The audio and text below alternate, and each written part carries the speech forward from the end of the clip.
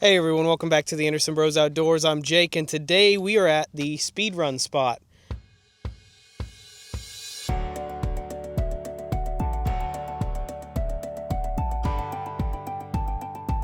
Unfortunately, this is probably going to be a quick video. We got the Limitless with us today. We've only made one major change, really two changes. We changed the receiver on the car from a R series Radio Master to a ELRS version, so hopefully we don't get the constant radio telling us, hey, you're out of bounds. ER3 CI-1, the 3-channel ELRS receiver. The second major change is we've updated the ESC settings on the Max 5. We've added turbo timing to it, really the max timing for the motor. So we're going to run it on 6S and try and get better than a 103, and then we're going to run it on 8S. Now, we do have the same spur and pinion. It is a stock 39-tooth spur and a 37-tooth pinion. Now, this 4985 Hobby Wing motor that's in there seems to be doing pretty good, so hopefully we can get better than Chaz, which was a 109. We'll keep our fingers crossed. The weather today is the best day. That's why this is going to be a short video.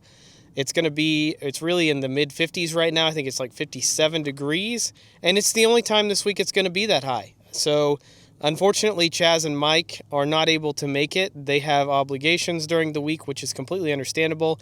And both weekends, last one and the next one, are not going to be conducive to speed running, at least this kind of speed. So with that being said, I'm going to grab the car and we're going to see if we can make this happen.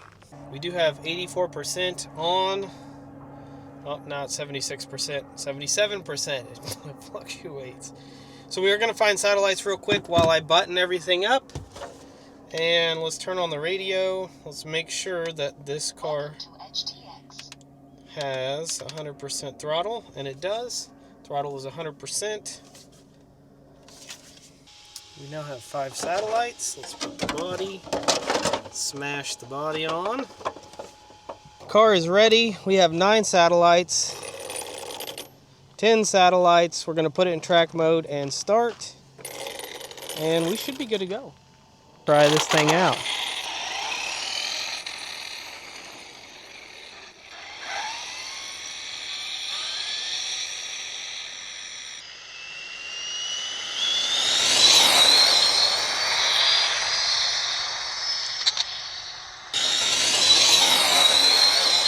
Well, that's not good. We lost sight of the car, unfortunately. We're gonna go and grab the car before anybody decides they want to run over it. So yeah, there's that special act. I don't know where it went. Like, I lost complete sight of it. I don't know why the brake it went into the ditch. So it's almost like the brake wasn't working for some reason. I'm not sure why. But here it is, off in the ditch. No harm, no foul. Put it back on the road.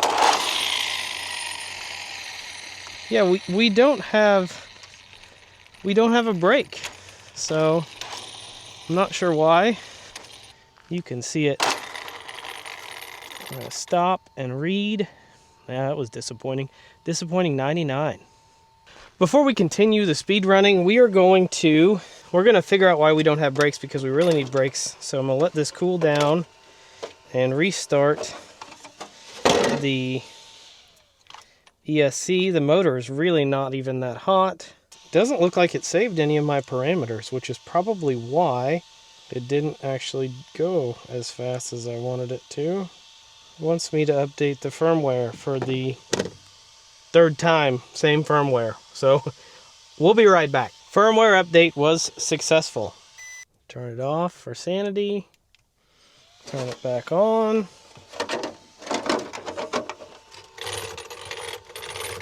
We're still recording the time, and let's put it back on the road. Here we go, run number 2. Let's get better than 99.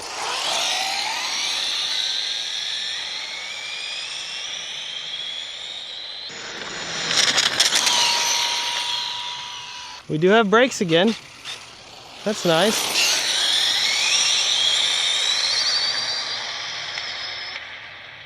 And we cut out.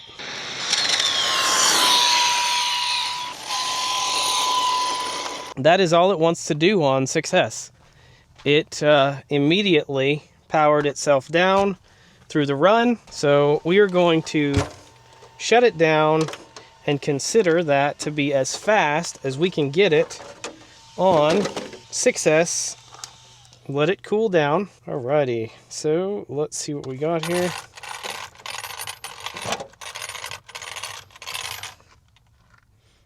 We're going to stop. And we're going to read, and we got a whopping 100 mile an hour. It's beyond disappointing. I'm guessing that, you know, it is what it is. It ain't what it ain't. So that's all we're getting out of that one, I believe. Yeah, that motor is... It's really the motor. The rest of the car is not even... It's not even bothered, really. So...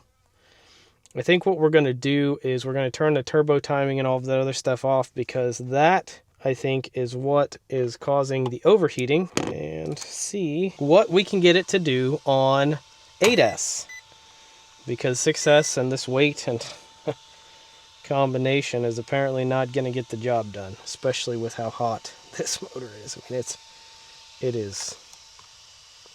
it's really spicy right now. I'm not sure whose application is more buggy, Castle's or Hobby Wings, because I've had lots of issues thus far, and that saved successfully. So the ESC temperature right now is 62 degrees Celsius, and the motor temperature obviously is not being calculated because it's a sensorless motor. We are, however, going to pull these 6S batteries because I think we have reached the max speed that this specific configuration can do on 6S, which is right at the 103 number. Now, I imagine if we were in perfect conditions, we might be able to squeeze a little more out of it, but you know, I don't think these are perfect conditions. So, I mean, these lipos are pretty toasty, and they're only 8Ks.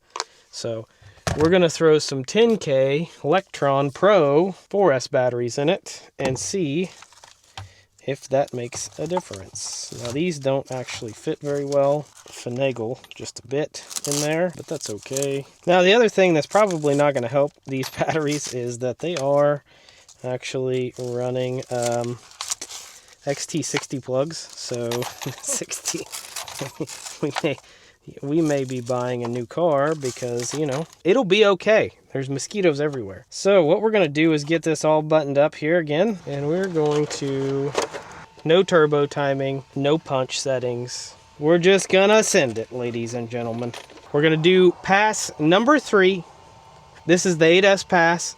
6S, we were not able to break out of the 103 number. We're going to try with 8S. And Chaz, if you're watching this, the pass that you just did that broke out of 109, it doesn't count. I'm sorry to tell you there, Chief. Should have came over, and it would have been official. Let's see what we can do here.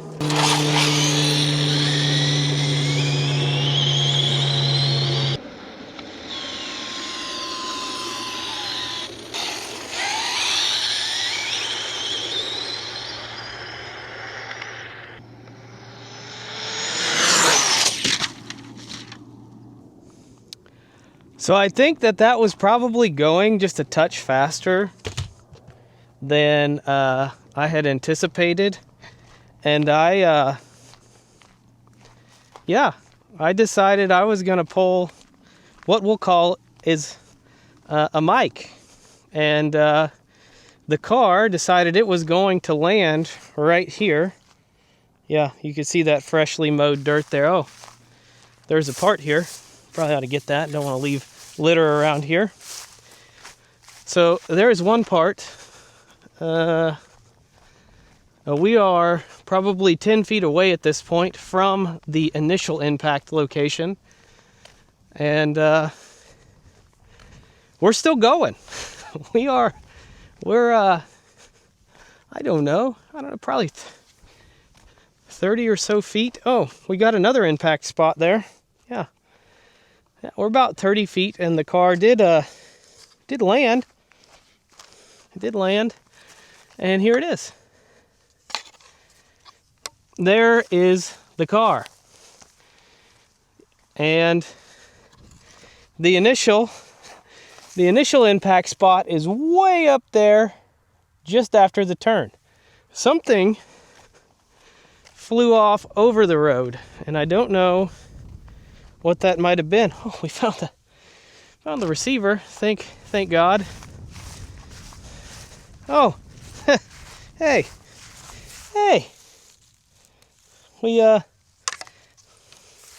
We found the ESC and the Bluetooth dongle. Sweet. The ESC is still a little toasty. we don't. Yeah, there it is. So we'll just go ahead and stop it where it sits, and we'll read it. And we didn't even break the record. I'm not entirely sure why it didn't stop. So I was on the brakes, and the brakes weren't breaking. The good news, though, is everything electronics-wise seems to be fine. But now I get to figure out. I'm gonna load this up, and then we'll assess the damage here in a second. I'm gonna show you where it landed versus where it hit. So I'm gonna pick the car up. There is where we landed.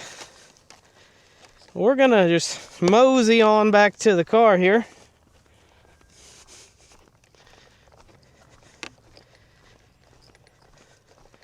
And I'm really disappointed that I didn't have this recorded, unfortunately. Maybe I need to fix that in the future. And here's where the brakes didn't break. Right there. Yeah, you can see it. That patch of freshly moved dirt is where that happened. All right, so we're back at the car. Unfortunately, I did tie with Chaz. I got a 109. I don't know who wins in that situation. They're both 8S. They're both, we'll just call us both first place. Now, what everybody's probably really wondering is what's going on with the car? Yeah, we got honestly, the chassis still looks straight for the hit that it took. I mean, that is wild that it's still even together at all. We did rip the nose cone out. The ESC went flying. Oh, I lost my adapter. Outside of that, I mean, honestly, we did rip the rear wing out, but honestly, outside of that, I think we're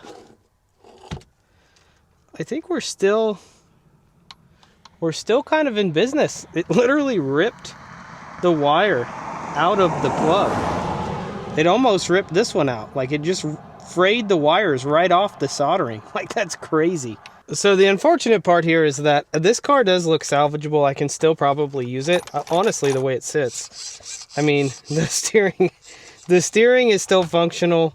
I don't think it broke either of the front A-arms, which is, it's crazy. This thing just flew like 45 feet and survived for the most part. Now, obviously, I can't go do another speed run at 100 miles an hour, but I can take it back to the house.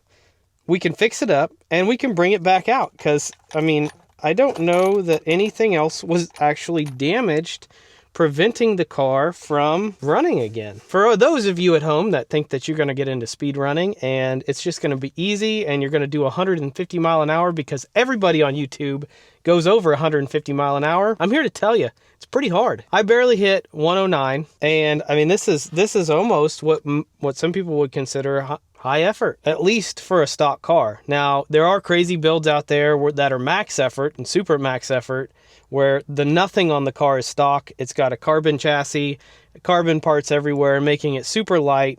It's running on a single 8S pack with a TP motor and an XLX2 and all the other stuff, but realistically, this is a stock car with a success motor that just did 109 mile an hour, a success motor. I mean, to me, that's pretty impressive. And without doing significant weight loss and essentially taking the car from stock form and turning it into something completely different, that's pretty wild. So for those of you at home looking to do the same thing, my advice to you, well, right now, my immediate advice to you is, hey, find a road that's long enough, because you're going to need, I probably have a half a mile here, and I need every bit of that half a mile. So realistically, we're going to go, and we'll probably miss next Speed Sunday with this car anyway, because, you know, it is what it is. But this is what it's all about, having a good time. We just had a great time. We tied for the max record of 109. I think Chaz, actually, I can tell you, Chaz just sent screenshots of his passes, and he did 111, 113, and 119. Unfortunately, like I said, they're not official because they're not down the same road as everybody else using the same GPS, and there's no witnesses, right? I mean, I'm not going to say he's a liar. I don't think Chaz would ever lie about that, but fair is fair. With that being said, I feel like here in a couple of weeks, weather permitting, we're going to see some really fast passes. I feel like Chaz will probably touch the 140 or 150 mark, and we're just going to have to find a better spot to do it. Make it happen. But for now, we're going to head back to the shop, tear this all down, fix what's broken, and get ready for the next installment of the series. So thanks for making it this far. We really appreciate you watching. Huge shout out to the TABO club members. And as always, we hope you have a great day.